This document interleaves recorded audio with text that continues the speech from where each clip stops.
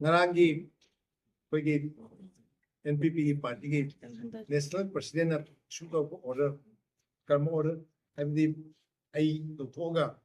anoba president mahapapaki matang chile da speculation me ho to kari ma no kara na di kanogi media de social media de di kanogi imam to ba to khega ai me so yo tanto ko makti na ti हम कहीं president दे लोग तो ये भी वाले लोगों को कहता तो क्या दिखे नहीं खंडे पार्टी दे इस तांदो कुछ है that's a different issue other Singh ma'am दा करी दे करमाई तो कोना खाने issue कहीं भी तो अंदर छतली तोड़ी से करमाई तो तोड़ी जाना वो ही ना कहनो दा मैं आपसे रोने खंडे बने थे देश की काम नशु ऐसा कि अनोगो पार्टी में any Northeast People's Party है पर फॉर्म तो बुनी हाई बेगी लेबगी मतान जे ना उन्हें बस की बनी मधुगी discussion तो वो सकी बने ऐसे खाओ बने अदु करी गाँव उधर करी तोरे प्रोवोक तो उधर ची ऑर्डर से थोड़े बनो हाई बेसी की मतान दा speculation मैं आम में तो नहीं अदु हाई पर मैं आमसे पूरा मधु इशू कोई सिंधुक ना बाप अदु के दंते नहीं इसको नची स्वाइन तो बेस की मैं आमसे नरना बाप कोई ना सिंधरी पर कहना चाहिए तस्वीर में हाई बता तस्वीर north east people party form तो नहीं है ना खाने की नवंबर की तांग मरी दा दिल्ली की constitutional club ता पांथो के बाद प्रेस मीट अंदर तो के बाद मधु की मतांग की वाली से होता है मतलब नहीं था कि हाई बट सिगी कहना तो तांग ओम दा कोना संगा कोई नेशनल प्रेसिडेंट जी कोई एमएलए लोकेंगी मचान फाल होगी कहना तो बोला कोई पीपल आमी अदे तो उन्हें बता कहना तो मैं कोना तो अदुदा एकोइदा सिगी अनोगो पार्टी में फॉर्म तबगी मतांगी वासी कईमता होदोम दे कुगी ओपिनियन कई लेबा कोपा हमसु अमता होंदे अदुगा सी तोदोरी हमसु खंगनदे अदुगा तांग मरी दा तो जेदा अमरबदा कोजो करीनो कोइदा कईमता हम दो कोई अमते यहोंदु जे मन कुदी अमता यहोंदु जे कईगिनो हबदी खल्ले अदु मैं पब्लिक की कई नदी असुमाय तोना मणिपुर की होवा पार्टी अमना नॉर्थ ईस्ट की पार्टी में ऑन बाय से अफब मनी कोपनी अदो थागली वेलकम तो वी हैवी की मोंग द अदमाय तो नाय कोई दसु मयाम अमा हंगई कोई चुमे मदु वेलकम तो अदु वो मतम द है कोई ना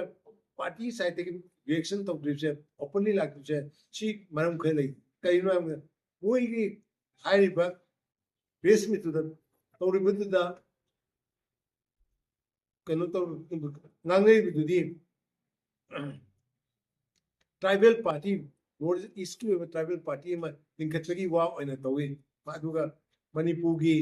इशू सिगी मतंग जु कइनता पंदे अदुगा 6 शेड्यूल का चिंबा खोपा हाइरगा कोलगा तौसना बसी तौरगा मणिपुर की दा होप तो गुदबा अनोबो पार्टी से बसीना मैतै सि हलुदेब्रा करिनो कोई ज्ञान तादु अदुना कोइना कितंग क्लैरिफिकेशन का कोई चेक तो गनी कोई कमिटी फॉर्म तोबा मापन साब कमिटी दो सोइदना कोई इंटरेक्ट और केनी इंटरेक्ट तो बकन दो सेन मेक सेन खंगा मतुंग कोई की पार्टी की स्टैंड करिनो मन की कैनो स्टेट की पार्टी स्टैंड से कई अदु मादुगी मतलब हाइगनी आइना अदु माइ दो अदु मलक सिदा तांगमा थोइदा कैनो तो बगी साइगी कमिटी सिगा कैनो तो इंटरेक्ट होबा मणिपुर की रिप्रेजेंटेटिव मरी थापिरो है माइ तो मोइना है पर से कोई का पा कैनो ददी पेपर का ददी कोना समान कोरगा द उरनी कोनी सी मतंग द हाइना रिपोर्ट तो मदबक नते कमिटी सगी जेम शर्माना चेयर तो